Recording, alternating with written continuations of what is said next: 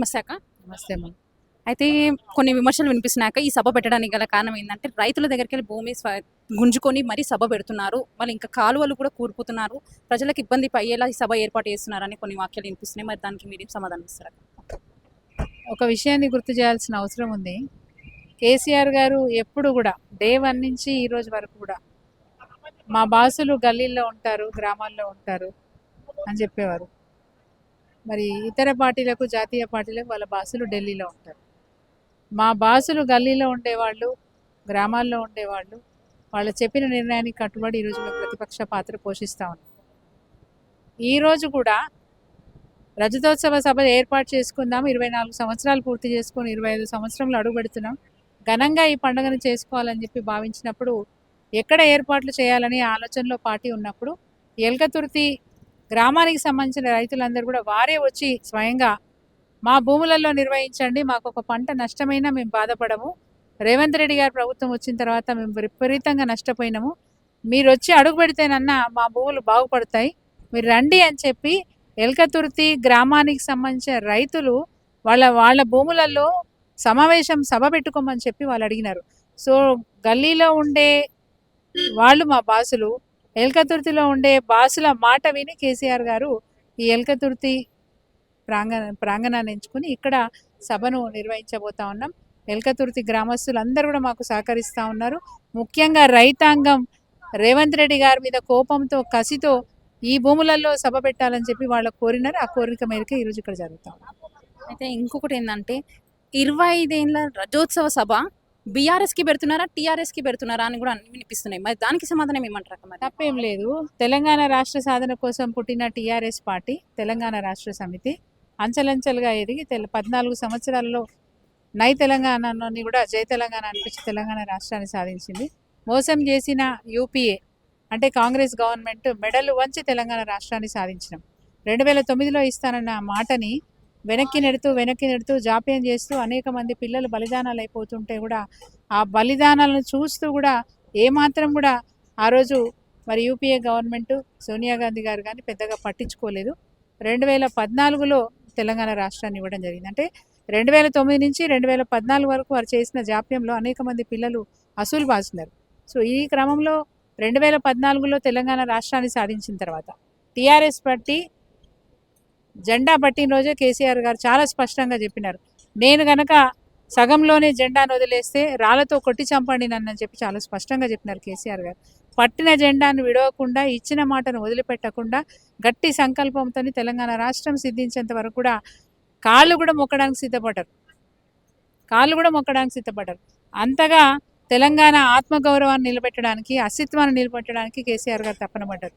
మరి తెలంగాణ రాష్ట్రం సిద్ధించిన తర్వాత ఒక కంకణబద్దులై తెలంగాణ రాష్ట్రం తెచ్చుకోవడం కాదు, దీన్ని నిలబెట్టి చూపించాలి, నవ్వులపాలు కావద్దు అనే ఉద్దేశంతో మీకు పాలనే రాదన్న ఆంధ్రలో ముఖం మీద కొట్టినట్టు మనం పాలన చేసుకోవాలి, దేశంలో కూడా కొత్తగా పుట్టిన రాష్ట్రం గట్టిగా అనుకుంటే ఎంత బాగా అవుతుందో చూపించాలని చెప్పి అన్ని రంగాలలో కూడా మరి మన రాష్ట్రం దేశంలో అన్ని రంగాలలో మన రాష్ట్రం అగ్రస్థానంలో ఉండడానికి ప్రయత్నం చేసినాం. చాలా వరకు అచీవ్ కూడా చేసినాం. ఈవెన్ పార్లమెంట్లో కేంద్ర మంత్రులు కూడా ఒప్పుకున్నారు. అనేక పథకాలు, అనేక రంగాలలో మనము ఈ తెలంగాణ రాష్ట్రం ఎట్లా పురోగమిస్తుందనే విషయం మీద మరి అందరు కూడా బేష్ అన్నారు. మన తెలంగాణ రాష్ట్రానికి బార్డర్లో ఉన్న మహారాష్ట్ర కావచ్చు, ఆ పక్కనే ఉన్న కర్ణాటక రాష్ట్రాల్లో ఉన్న ప్రజలు మన దగ్గరికి రావడం, ఆ బార్డర్లో ఉన్న నాయకులు, ఎమ్మెల్యేలు, ఎంపీలు మన దగ్గరికి రావడం, కేసీఆర్ గారిని కలవడం, సార్ మీరు మా రాష్ట్రానికి రండి అని చెప్పి సార్ని ఆహ్వానించి అక్కడ సభలు పెట్టుకొని అక్కడ రైతాంగానికి చేయాల్సిన పనుల గురించి, ముఖ్యంగా కరెంటు కోతలు లేకుండా ఎట్లా మనం చేయగలిగినాం అనే విషయాలు అక్కడ చెప్పించుకుంటూ పార్టీని అక్కడ కూడా తీసుకురావాలని చెప్పి వారు కోరినారు. సో తెలంగాణ రాష్ట్ర సమితి అని తెలంగాణ రాష్ట్రానికి సంబంధించిన పార్టీ, దానికి తోడు ఈ దేశంలో ఉన్న 2 జాతీయ పార్టీలు తూతూ మయమై అనుకుంటే తప్ప వాళ్ళు ఎప్పుడు కూడా దేశానికి చేసేదేమి ఉండదు. సో ఇట్లాంటి పరిస్థితులలో ఏది మన ప్రాంతీయ పార్టీలు ఎక్కడైతే అధికారంలో ఉన్నాయో అక్కడ ఈ 2 జాతీయ పార్టీలు అన్యాయమే చేస్తూ ఉన్నాయి. కాబట్టి తప్పకుండా ప్రాంతీయ పార్టీలు అన్నీ ఒకటై 3వ ఫ్రంట్ పెట్టుకుంటే, ఫెడరల్ ఫ్రంట్ కనుక ఏర్పాటు చేసుకుంటే జాతీయ పార్టీకి ఎప్పుడు కూడా ఒకరు భయం అనేది ఉన్నప్పుడు వాళ్ళు పాలన సరిగ్గా చేస్తారని చెప్పేసి ఆలోచన కేసీఆర్ గారికి ఉంటే, ఆ ఉద్దేశంతోనే ఇతర రాష్ట్రాలు ఎప్పుడైతే మనల్ని రమ్మని ఆహ్వానించినారో టీఆర్ఎస్ని బీఆర్ఎస్గా మార్చుకున్నాం. అంటే భారతదేశంలో అంతటా విస్తరించాలనే ఉద్దేశంతోనే మనం మార్చుకున్నాం. అంత మాత్రాన మా హెడ్ ఆఫీస్, మా హెడ్ క్వార్టర్ అంతా హైదరాబాదే కదా, తెలంగాణే. ఏదేమైనా తెలంగాణ రాష్ట్ర సమితి కానీ, బీఆర్ఎస్ కానీ, ఆ హెడ్ క్వార్టర్ మాత్రం తెలంగాణే. పుట్టింది తెలంగాణే, పెరిగేది తెలంగాణే, ఏదైనా తెలంగాణే. ఏదేమైనప్పటికీ ఇక్కడ పుట్టిన పార్టీగా ఆ గుర్తింపు ఉన్నప్పటికీ వేరే రాష్ట్రాల్లో తెలంగాణ రాష్ట్ర సమితిగా చెప్పుకునే కంటే భారత రాష్ట్ర సమితిగా చెప్పుకుంటే వెసులుబాటుగా ఉంటుంది, అక్కడున్న ప్రజలకు కూడా కన్వీనియంట్గా ఉంటుందనే ఉద్దేశంతో బీఆర్ఎస్గా మారినప్పటికీ జెండా గులాబీ జెండా మాత్రం 2001 నుంచి ఇగో ఈ రోజు వరకు ఇదే గులాబీ జెండా, ఇదే టీఆర్ఎస్, ఇదే బీఆర్ఎస్. అయితే గత ప్రభుత్వంలో రేషన్ కార్డులో సన్న బియ్యం పంపిణీ అనేది జరగలేదు, కానీ మా ప్రభుత్వంలో మేము జరుగుతుంది, ఇంకా మేము ప్రజలకు ఇంకా ఏం చేయట్లేదు అని కూడా వాళ్ళు ప్రభుత్వం వాళ్ళు, కాంగ్రెస్ ప్రభుత్వం వాళ్ళు అడుగుతున్నారు. నేను ఒక మాట అడగదలుచుకున్నాము.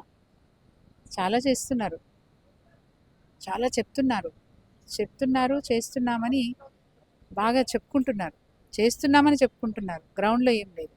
ఇప్పుడు బియ్యం ఇచ్చామన్నారు, పోయి పేదవాళ్ళ ఇళ్ళలో అన్నం తింటున్నామని పోటీలు పడి ఎమ్మెల్యేలో ఇంకొక స్థాయి నాయకులు, కాంగ్రెస్ పార్టీకి సంబంధించిన నాయకులు సన్న బియ్యం ఎవరికైతే ఇచ్చారో వాళ్ళ ఇళ్ళలో పోయి భోజనాలు చేసి వస్తున్నారు. బాగుంది. ఆత్మహత్య చేసుకున్న రైతుంటికి ఎందుకు పోయి పరామర్శించారండి? మీ పాలన చాలా బాగుంది, బ్రహ్మాండంగా ఉంది, రైతు భరోసా ఇస్తున్నారు, అన్ని విధాలా ఆదుకుంటున్నారు కదా, మరి ఆత్మహత్య చేస్తున్న రైతు ఇంటికి ఎందుకు మీరు పరామర్శిస్తలేరు ఎందుకని అడుగుతున్నా. రూపాయి ఖర్చు ఏం కాదు కదా, అక్కడ దాకా పోతే మీకు ఖర్చు కాదు కదా. మొన్న ఓట్ల కోసం ఆ ఇండ్ల పొంటి పోయిరు కదా, దండాలు పెట్టిరు, దశకాలు పెట్టిరు, మరి ఇవాళ ఎందుకు పోయి పరామర్శిస్తలేరు? అన్నం పెట్టే రైతును కూడా పరామర్శించలేని పరిస్థితిలో, ఒక దుర్భరమైనటువంటి పరిస్థితిలో ఈ రోజు ఈ రేవంత్ రెడ్డి ప్రభుత్వం ఉంది. ఆయన వారసులైనటువంటి మరి కాంగ్రెస్ ఎమ్మెల్యేలు కానీ, మంత్రులు కానీ ఒక మానసికమైనటువంటి రోగానికి గురైరని చెప్పాలి. ఆ రోగం ఉంది కాబట్టే ఆత్మహత్యలు చేసుకున్నా పోతలేరు, నేత కళాకారులు ఆత్మహత్య చేసుకుంటే పోతలేరు. అదేవిధంగా గురుకుల పాఠశాలలో విషాహారం తిన్నారు పిల్లలు, ఆహారం విషతుల్యం అయిపోయింది, వాళ్ళ ఆసుపత్రిలో అడ్మిట్ అయినరు, కొందరు ప్రాణాలు పోయినాయి అంటే కూడా కనీసం గురుకుల పాఠశాలకు వెళ్ళి పరామర్శించే పరిస్థితి లేదు, ఆ తల్లిదండ్రులను ఓదార్చే పరిస్థితి లేదు. భారత పౌరులు ఎక్కడి నుంచి తయారవుతారు? పిల్లల్ని ఈరోజు ఆగమైపోతూ ఉంటే, వాళ్ళ బతుకులు ఏది 18 దాటక ముందే చిదిమేస్తూ ఉంటే కనీసం దాని గురించి సీరియస్నెస్ లేదు ఈ ప్రభుత్వానికి. కలెక్టర్ గారికి గట్టిగా ఆదేశాలు ఇస్తే అన్ని గురుకుల పాఠశాలని సెట్ చేయరా వాడు? అంటే ఎంత దండుకుందాం, ఎంత దాచుకుందాం, ఏ విధంగా విదేశీ పర్యటనలు చేసొద్దాం, ఎట్లా ఒప్పందాలు చేసుకుందాం, ఈ ప్రభుత్వం యొక్క ఆలోచన అది తప్ప ఇంకోటి లేదు. రైతుకి ఏం చేయాలి? మహిళలకు ఎన్నో మాటలు ఇచ్చినారండి, ఏ మాటను ఒక్కట నిలబెట్టుకున్నారా? ఉచిత బస్సు అంటారు. ఉచిత బస్సు వల్ల ఈరోజు ఆర్టీసీ నిండా మునుగుతోంది. ఎప్పుడు ఆర్టీసీ బంద్ అవుతుందో కూడా తెలియని పరిస్థితి వచ్చేసింది. ఈ విధమైనటువంటి విధానాలు తీసుకొచ్చి ఒక్కటి కూడా అవసరమైన దానికి పథకాన్ని తీసుకురని మేము ఒప్పుకుంటాం. అవసరమైన వాటికి పథకం. కేసీఆర్ గారు ఉన్న 10 సంవత్సరాలు ప్రజలకి ఏ అవసరం ఉంది, అవసరానికో పథకం ఇచ్చినారు. ఏది ఉచితంగా అనవసరంగా ఏ పథకాన్ని కూడా ఇవ్వలేదు. ఈరోజు మిషన్ భగీరథ దేశానికే ఈ రాష్ట్రం ఆదర్శమైంది. స్వయంగా ప్రధానమంత్రి నరేంద్ర మోడీ గారే ఇది మోడల్గా తీసుకొని తెలంగాణ రాష్ట్రంలో భగీరథ కార్యక్రమాన్ని మోడల్గా తీసుకొని హర్ ఘర్ జల్ అనే కార్యక్రమాన్ని చేసినారు. అట్లా ఈ మిషన్ భగీరథ కార్యక్రమాన్ని, ఈ పథకాన్ని బాగుందని చెప్పి 14 రాష్ట్రాలు మనల్ని కాపీ కొట్టినాయి, రకరకాల పేర్లతోని కాపీ కొట్టినాయి. అంటే ఏ విధంగా చూసినా, ఏ రంగాల్లో చూసినా, ఈవెన్ ఆసుపత్రులు చూసుకున్నా కానీ ఎంఎంఆర్ రేటు ఎట్లా పెరిగింది, ఎట్లా తగ్గింది, మరి అదేవిధంగా ఏది యాంటీ నాటల్ శిశు మరణాలు ఏ విధంగా ఉన్నాయి, జీడిపి రేట్ ఎలా ఉంది, తలసరి ఆదాయం ఎట్లా ఉంది, ఏ రంగాన్ని తీసుకున్నా వ్యవసాయ రంగానికి వస్తే మాత్రం మరి దేశానికి అన్నం పెట్టే స్థాయికి తెలంగాణ రాష్ట్రం ఎదిగింది. అవునా కదా? ఆ విధంగా అన్ని రంగాల్ని కడుపులో పెట్టుకొని చూసుకున్న కేసీఆర్ గారిని ఈరోజు ప్రజలు ఇంకొక ఛాన్స్ ఇంకోరికి ఇద్దాం, 2 సార్లు సార్కి ఇచ్చాం, ఇంకోరికి ఇద్దామని చూశారు. వారికి అర్థమైపోయింది, సంవత్సరం 15-16 నెలల్లోనే అర్థమైంది మేము తప్పు చేసినామనే భావన ప్రజల్లో బాగా వచ్చింది. ఈసారి ప్రజలు మళ్ళీ మార్పు కోరుకుంటున్నారు. మళ్ళీ ఈరోజు కేసీఆర్ వస్తే బాగుండని చూస్తూ ఉన్నారు. ఈ బహిరంగ సభని రావాలని ఎంతో ఆతృతగా ప్రజలు ఉన్నారు. బట్ ఈ సభా ప్రాంగణం సరిపోదు, అంతమంది వస్తే, అనుకున్న వాళ్ళు అందరూ వస్తే సభా ప్రాంగణం అయితే సరిపోదు. సో దానికి తగ్గట్టుగా వీలైనంత ఎక్కువ ఏర్పాట్లు చేయడానికి బీఆర్ఎస్ పార్టీ ప్రయత్నం అయితే చేస్తూ ఉంది. అయితే కేసీఆర్ గారి మాటలు రేపు విన్నాక ప్రజల్లో ఎలాంటి చైతన్యం రాబోతుంది, ఎలాంటి మార్పులు వస్తాయని అనుకుంటున్నారు? తెలంగాణ రాష్ట్రం కోసం ఆయన జెండా పట్టినప్పుడు ఈ బక్కోడు, ఈ ఒంటరోడు ఏం చేస్తాడని చాలామంది అనుకున్నారు.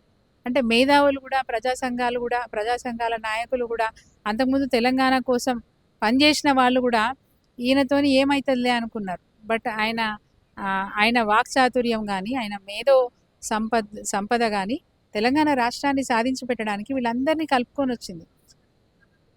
అరే కేసీఆర్ లేకుంటే కాదు అనే పరిస్థితికి వచ్చింది. అలాంటి సందర్భాన్ని క్రియేట్ చేసుకొని తెలంగాణ రాష్ట్రాన్ని సాధించినారు. అంటే ఒంటరిగా బయలుదేరిన కేసీఆర్ 4 కోట్ల మందిని ఆకర్షించగలిగారనే మాట వాస్తవం. అదేవిధంగా ప్రజల నిర్ణయానికి కట్టుబడి తన బాసుల నిర్ణయానికి కట్టుబడి ప్రతిపక్ష హోదానిచ్చినప్పుడు 2 గంటలలో రిజల్ట్ వచ్చినాక 2 గంటలలో ప్రగతి భవన్ని కాల్ చేసి తన సొంత ఇంటికి వెళ్ళిపోయినారు ఆయన. 16 నెలల పాటు సమయాన్ని ఈరోజు ఉన్న ప్రభుత్వానికి సమయాన్ని ఇవ్వాలని మాకు ఆదేశాలు ఇచ్చినారు. తొందరపడొద్దు, ప్రజలు వాళ్ళ అధికారాన్ని కోలుకున్నారు కాబట్టి వారికి అవకాశం ఇచ్చి వాళ్ళు ఎట్లా చేస్తారో చూద్దాం. మన అవసరమైతే తెలంగాణ బాగుపడమే మన లక్ష్యం కాబట్టి అవసరమైన సలహాలు సూచనలు ఇచ్చి వాళ్ళ చేత పని చేపిద్దాము అన్నారు కేసీఆర్ గారు. బట్ వీళ్ళు పని చేయడం కాదు కదా, చెప్పేది వినడం కూడా కాదు కదా, మమ్మల్ని అంటే మా బీఆర్ఎస్ పార్టీ నాయకులను కానీ మా అధినేత కేసీఆర్ గారు కానీ టార్గెట్ చేసుకొని మాట్లాడడం, ప్రజల మీద శ్రద్ధ లేకపోవడం అనేది ఈరోజు జరుగుతూ ఉంది. రేపు కేసీఆర్ గారు సభకు వచ్చిన తర్వాత వారి మాటల్ని బట్టి ప్రజలకు ఒక నమ్మకం, ఒక విశ్వాసం పెరిగే అవకాశం ఉంది. మేము ఆగమైపోయినాం కానీ కేసీఆర్ గారు మళ్ళీ ఒక అడిగేస్తే మళ్ళీ మా బతుకులు బాగుపడతాయి అనే నమ్మకం రేపు ప్రజల్లో తప్పకుండా వస్తుంది. మీరు అడగకపోయినా నేను ఒక మాట చెప్తాను. మాకు బీఆర్ఎస్ పార్టీకి నీళ్లు నిధులు నియామకాలు అనే ట్యాగ్ లైన్ ఉండేది. సో నీళ్లు మన రాష్ట్రం నుంచి వెళ్ళే నీళ్లను మనం దక్కించుకోవచ్చు, మన రాష్ట్రానికి సంబంధించిన నిధులను మనం దక్కించుకోవచ్చు, మన ఆదాయాన్ని మనమే వినియోగించుకోవచ్చు. నిరుద్యోగాల విషయానికి వస్తే, నియామకాల గురించి వస్తే అనేక మంది నిరుద్యోగులకు మనం ఉద్యోగ అవకాశాలు కల్పించవచ్చు అనే మాట చెప్పినాం. మేము ప్రచారం చేసుకోలేకపోయినాం, వాళ్ళు తప్పుడు ప్రచారాలు చేసి సక్సెస్ అయినారు. 1,60,000 ఉద్యోగాలు గవర్నమెంట్ ఉద్యోగాలు మేము ఇచ్చాం. అది చెప్పుకోలేకపోయినాం. రెండవది 36 లక్షల మంది నిరుద్యోగ యువకులకు ఐటీ రంగంలో కానీ ఇతరత్ర అనేక కంపెనీలు బయట దేశాల నుంచి తీసుకొచ్చి ఇక్కడ ఉపాధి కల్పించడం అనేది జరిగింది. 36 లక్షలు అంటే అదేమి చిన్న ఫిగర్ కాదు, చాలా పెద్ద ఫిగర్ అది. సో అంత గొప్పగా ఉద్యోగ అవకాశాలు కల్పించడం, నీళ్లు నిధులు నియామకాలు మేము సక్సెస్ఫుల్గా దీన్ని గ్రౌండ్ చేయడానికి మేము ప్రయత్నం చేసినాం. ఈరోజున్న ప్రభుత్వము హిడెన్ అజెండా అంటే మేము బయటికి ఓపెన్గా చెప్పాం, మా ట్యాగ్ లైన్ ఇదని చెప్పినాం. వాళ్ళ ట్యాగ్ లైన్ వాళ్ళు చెప్పకుండా వెనక నుంచి వాళ్ళు చేస్తున్న పని ఏంటంటే నీళ్లు నిధులు నియామకాలు. ఇప్పుడు వాళ్ళు కూడా నేనే ఫాలో అవుతున్నారు. ప్రజల పట్ల నిర్లక్ష్యం, ప్రజలు కోపం వచ్చి బయటికి వచ్చి నిరసనలు వ్యక్తం చేస్తున్నారు. నిరసన వ్యక్తం చేసిన నిర్బంధిస్తాం. సో వీళ్ళ హిడెన్ అజెండా, కాంగ్రెస్ పార్టీ యొక్క హిడెన్ అజెండా నిర్లక్ష్యం, నిరసనలు, నిర్బంధాలు. సో ఇది వాళ్ళ హిడెన్ అజెండా. తెలంగాణ రాష్ట్ర ప్రజల్ని ఎట్లా పీడించాలి, ఎట్లా దోచుకోవాలి, ఎట్లా దాచుకోవాలని తప్ప ఇంకో ఆలోచన లేదు అని చెప్పొచ్చు.